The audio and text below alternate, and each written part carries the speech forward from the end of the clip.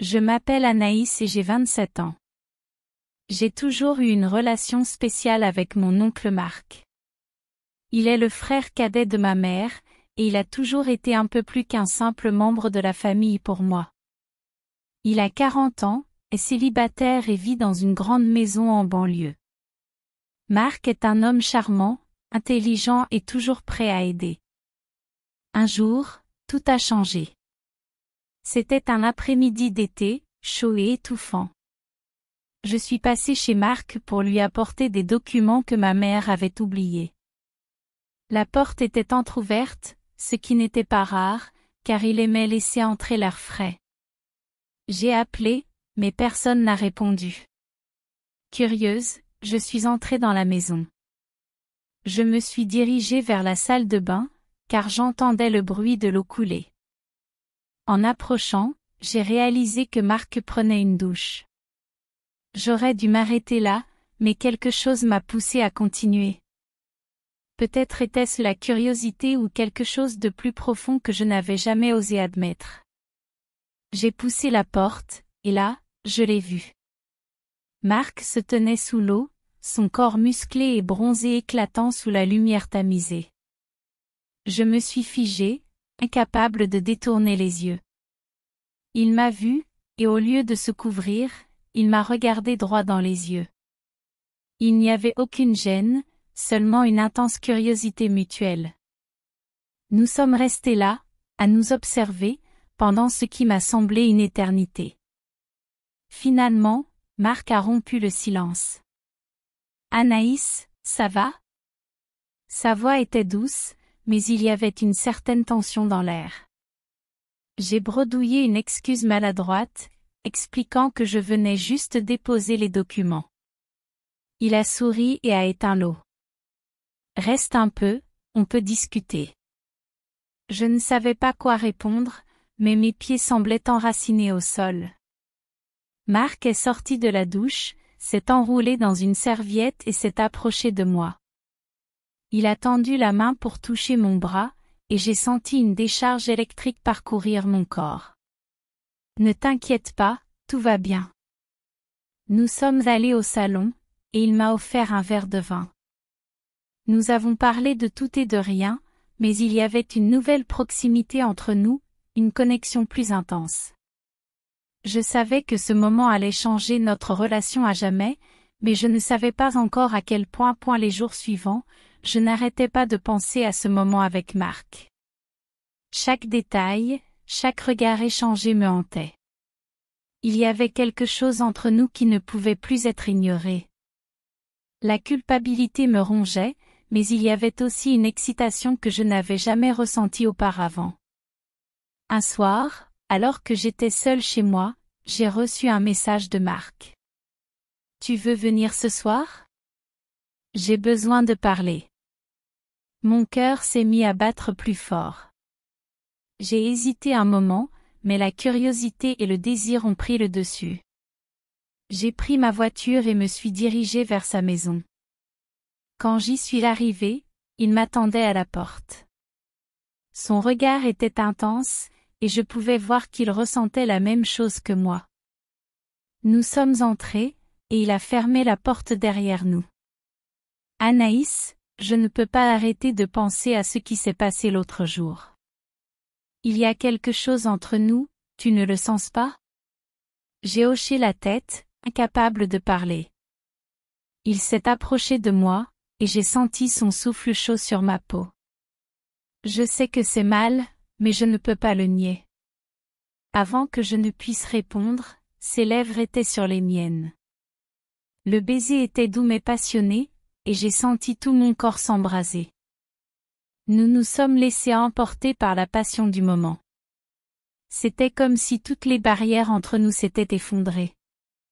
Nous avons passé la nuit ensemble, explorant cette nouvelle dimension de notre relation. C'était intense, interdit, mais incroyablement excitant. Le lendemain matin, je me suis réveillée dans ses bras. La réalité m'a frappée, et la culpabilité est revenue en force. « Marc, qu'est-ce qu'on va faire ? C'est pas normal. » Il a soupiré et m'a regardé dans les yeux. Je sais, Anaïs.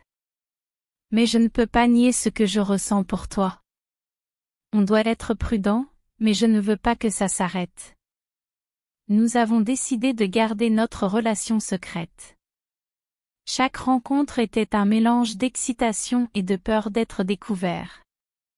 Nous savions que nous prenions un énorme risque, mais c'était plus fort que nous.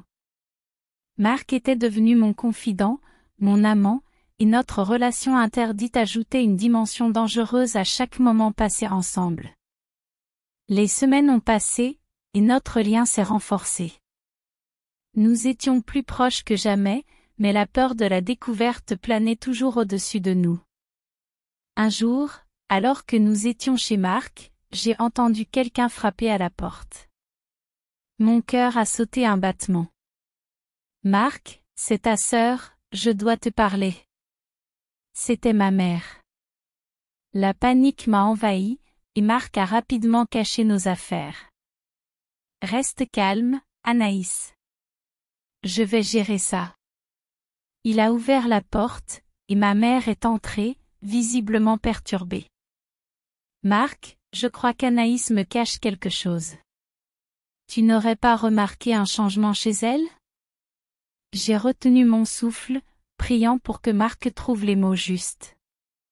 Non, elle semble aller bien. Peut-être qu'elle a juste beaucoup de travail en ce moment. Ma mère a soupiré, semblant légèrement rassurée. D'accord, merci Marc. Je vais essayer de lui parler. Une fois ma mère partie, j'ai poussé un soupir de soulagement. C'était moins une. On doit être encore plus prudent, Marc. Si elle découvre la vérité. Il a hoché la tête. Je sais, Anaïs. On va faire attention. Les jours suivants, la peur d'être découvert était omniprésente, mais cela ne faisait qu'ajouter à l'excitation de notre relation. Marc et moi trouvions des moments volés pour nous voir, chaque rencontre étant plus passionnée que la précédente. La culpabilité restait présente, mais nos sentiments l'emportaient toujours. Un soir, alors que je rentrais chez moi après une soirée passée avec Marc, j'ai trouvé mon mari, Julien, assis sur le canapé avec un air préoccupé. Anaïs, il faut qu'on parle. Mon cœur a commencé à battre plus vite. Qu'est-ce qu'il y a, Julien? Il m'a regardé avec une intensité qui m'a mise mal à l'aise. Je sais que quelque chose ne va pas. Tu es distante, absente. Qu'est-ce qui se passe? J'ai pris une grande inspiration, essayant de cacher mon trouble. Rien, Julien. Je suis juste fatiguée ces derniers temps. Julien n'a pas semblé convaincu, mais il n'a pas insisté. La culpabilité m'a submergée. Je savais que je blessais mon mari, mais je ne pouvais pas mettre fin à ce que j'avais avec Marc. J'étais piégée entre deux feux, et chaque jour devenait plus difficile à gérer. Un week-end, Marc et moi avons décidé de partir en escapade pour nous éloigner de tout et passer du temps ensemble sans avoir à nous cacher. Nous avons trouvé un petit chalet isolé dans les montagnes, loin de nos vies compliquées. Ce furent 2 jours de pur bonheur, où nous avons pu nous retrouver sans la peur constante d'être découverts. Cependant, le retour à la réalité fut brutal. À notre retour, ma mère m'a appelé, me demandant de venir chez elle de toute urgence. J'ai senti une boule se former dans mon estomac. Anaïs, je sais que tu me caches quelque chose. Tu dois me dire la vérité. Je me suis assise en face d'elle, incapable de soutenir son regard. Maman, je ne sais pas de quoi tu parles. Elle a posé sa main sur la mienne, ses yeux remplis de tristesse. Anaïs, je t'ai vu entrer chez Marc plusieurs fois. Tu sais que tu peux tout me dire. La panique m'a envahie. Maman, ce n'est pas ce que tu crois. Elle m'a coupée. Anaïs, je ne veux pas te juger, mais tu dois être honnête avec toi-même et avec les personnes que tu aimes. La conversation avec ma mère m'a laissé bouleversée. Je savais qu'elle avait raison, mais je ne pouvais pas simplement abandonner Marc. De retour chez moi, j'ai trouvé Julien encore plus distant. Anaïs, on doit vraiment parler. J'ai l'impression de te perdre. Les larmes me sont montées aux yeux. Julien, je suis désolée. Je traverse une période difficile. Il m'a pris dans ses bras, et j'ai senti mon cœur se briser encore plus. Je suis là pour toi, Anaïs. Quoi qu'il se passe, on peut le surmonter ensemble. La double vie que je menais devenait insoutenable.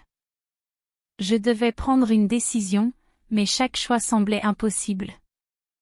Marc m'apportait une passion et une compréhension que je n'avais jamais connues, mais Julien était mon mari, celui qui avait toujours été à mes côtés.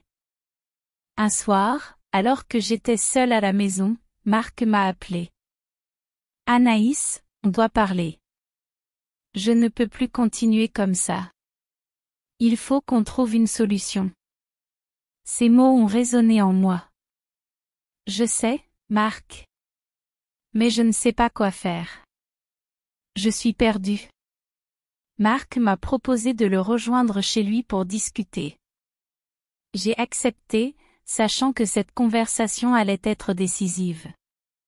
En arrivant chez lui, il m'a accueilli avec un regard déterminé. Anaïs, je t'aime. Mais je ne veux pas te faire souffrir ni détruire ta vie. Ces mots m'ont frappé de plein fouet. Marc, je t'aime aussi. Mais je ne peux pas continuer comme ça. Julien ne mérite pas ça. Nous avons passé la nuit à discuter, essayant de trouver une issue à notre situation. Mais chaque solution semblait entraîner de la douleur et des regrets. Les jours suivants furent emplis de réflexions et de tourments. Chaque instant passé avec Julien me rappelait ma trahison, tandis que chaque pensée pour Marc m'enfonçait dans la culpabilité. Je savais que je devais prendre une décision, mais chaque choix semblait condamné à blesser quelqu'un. Un soir, alors que Julien était encore au travail, Marc m'appela de nouveau. Anaïs, je ne peux plus continuer comme ça. Je veux être avec toi, mais pas à moitié. Ces paroles me firent l'effet d'une douche froide. Je sais, Marc. Mais je ne peux pas simplement tout abandonner. Marc prit une profonde inspiration. Je comprends, Anaïs. Mais il faut que tu sois honnête avec toi-même. Veux-tu vraiment vivre une vie de mensonges? Ces mots résonnèrent en moi. Il avait raison, je devais faire un choix. Le lendemain matin, après une nuit blanche passée à réfléchir, je pris une décision. J'attendis que Julien rentre du travail et l'invitai à s'asseoir avec moi. Julien, il faut qu'on parle. Il me regarda, inquiet. Qu'est-ce qui se passe, Anaïs? Je pris une grande inspiration, sentant les larmes monter. Julien, je t'ai menti. J'ai fait quelque chose d'inexcusable. Il pâlit. Anaïs, qu'est-ce que tu veux dire? Les larmes coulèrent sur mes joues. Je t'ai trompé avec Marc. Je suis tellement désolée.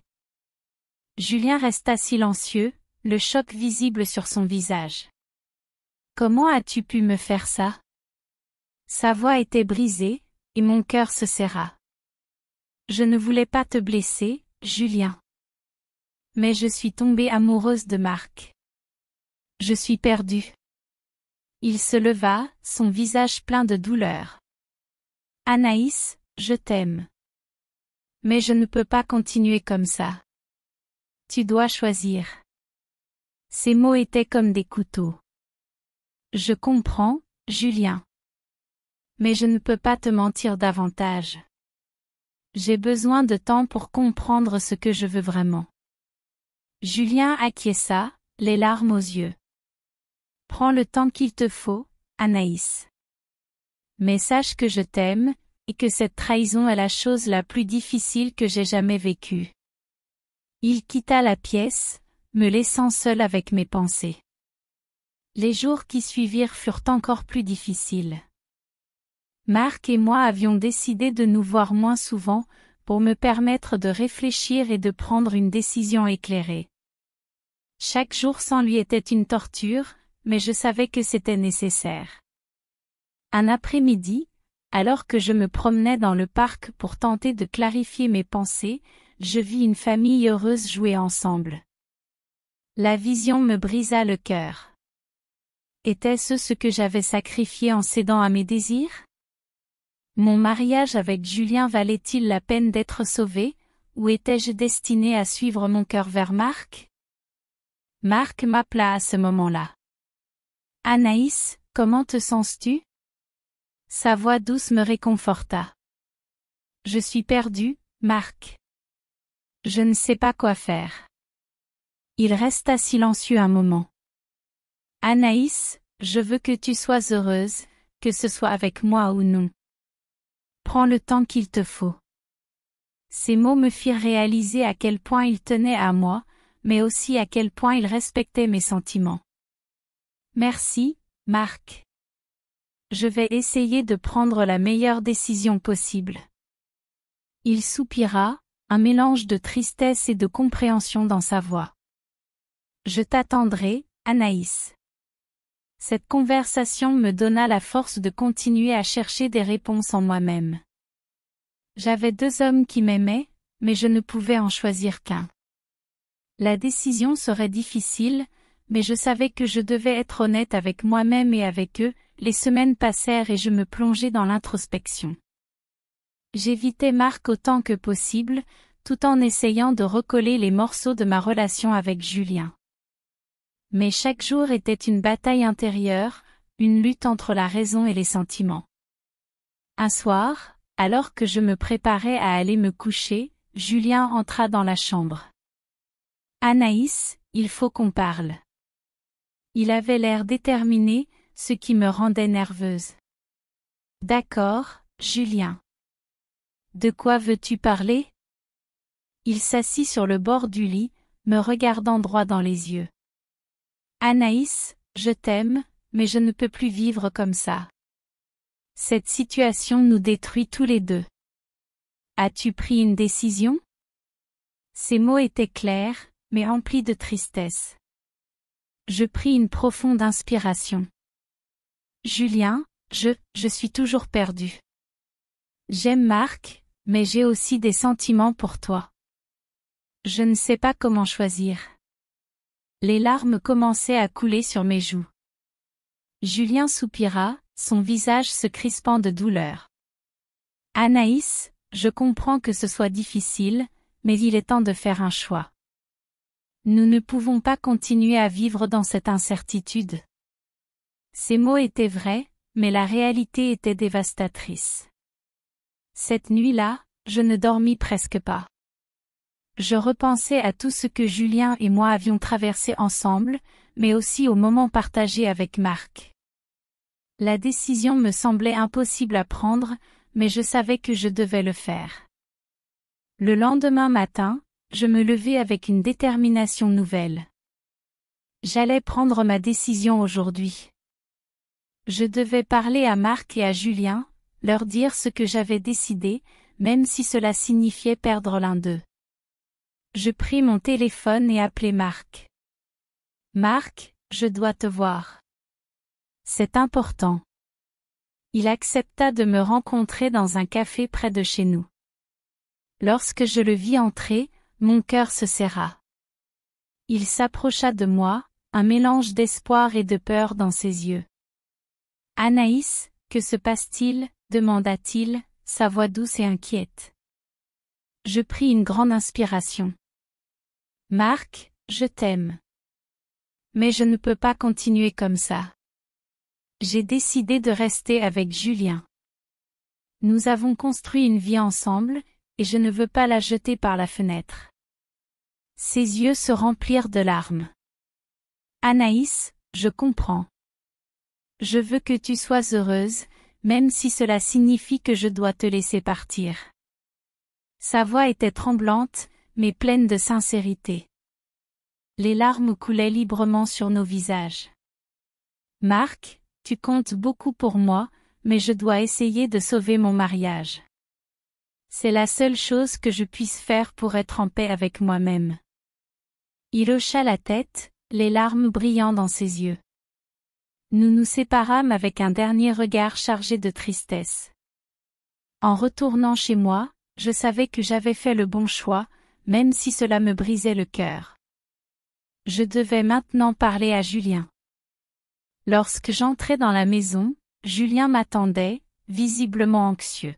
« Alors, Anaïs ?» demanda-t-il, ses yeux remplis d'espoir et de peur. Je pris ses mains dans les miennes. « Julien, j'ai parlé à Marc. J'ai décidé de rester avec toi. Nous avons beaucoup à reconstruire, mais je veux essayer. Je veux que nous réussissions. » Ses yeux se remplirent de larmes de soulagement. « Merci, Anaïs. Merci de me donner une seconde chance. Je promets de tout faire pour que cela fonctionne. » Nous nous embrassâmes, les larmes de joie et de soulagement coulant sur nos joues. La route vers la réconciliation serait longue et difficile, mais nous étions prêts à l'affronter ensemble. Notre amour avait été mis à l'épreuve, mais nous étions déterminés à le reconstruire, un jour à la fois. Merci d'avoir pris le temps de suivre cette histoire. Nous apprécions vraiment votre soutien et espérons que nos récits continuent de vous captiver.